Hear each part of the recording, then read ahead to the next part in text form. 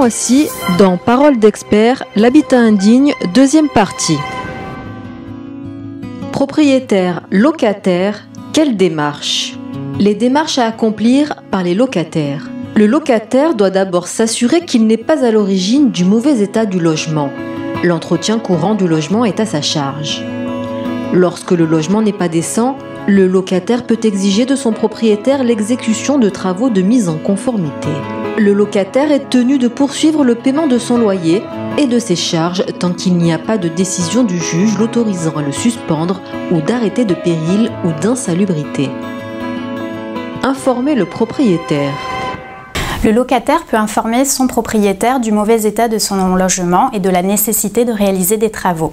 Il peut le faire dans un premier temps de façon verbale.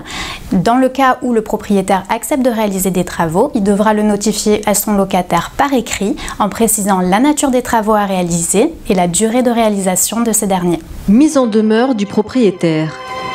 Si le propriétaire ne réagit pas à la demande du locataire, le locataire a tout intérêt à lui envoyer un courrier de mise en demeure en recommandé avec accusé de réception.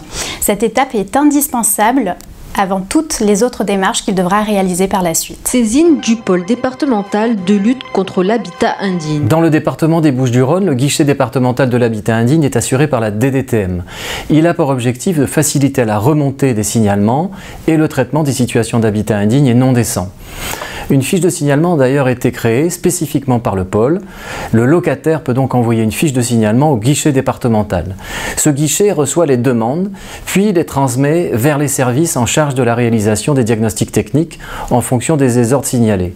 Les signalements sont alors adressés aux mairies, à l'Agence régionale de santé et à la CAF. Un nouvel espace accompagnement habitat. À Marseille, un nouvel espace accompagnement habitat vient d'ouvrir ses portes depuis le 4 février dernier, au 19 rue de la République dans le 2e arrondissement. L'objectif est d'aider et d'accompagner les habitants de la métropole sur toutes les questions du logement et en particulier les signalements et les traitements de l'habitat indigne et non décent. La DIL d'ailleurs y est présente quotidiennement. La conciliation et la médiation.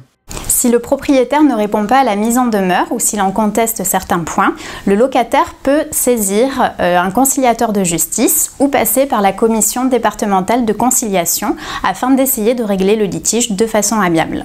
Saisir le juge du tribunal d'instance. Si les démarches amiables n'ont pas abouti, le locataire devra saisir le tribunal d'instance du lieu de son domicile. Il devra demander au juge la réalisation des travaux éventuellement sous astreinte. Il pourra également demander au juge la suspension du montant de son loyer tant que le bailleur refuse d'exécuter les travaux. Les démarches à accomplir par les bailleurs.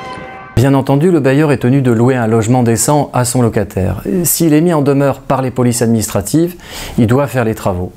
Pour financer les travaux de mise en conformité du logement avec les normes de décence ou pour remédier à un habitat indigne, le propriétaire bailleur peut bénéficier, sous certaines conditions, des aides de l'Agence nationale de l'habitat. Après les travaux, le logement devrait être loué, conventionné, pour une durée de 9 ans. Le rôle de la DIL 13. Les conseillers juristes de la DIL informent les propriétaires et les locataires sur toutes les questions de l'habitat dégradé sur le plan juridique, financier et fiscal.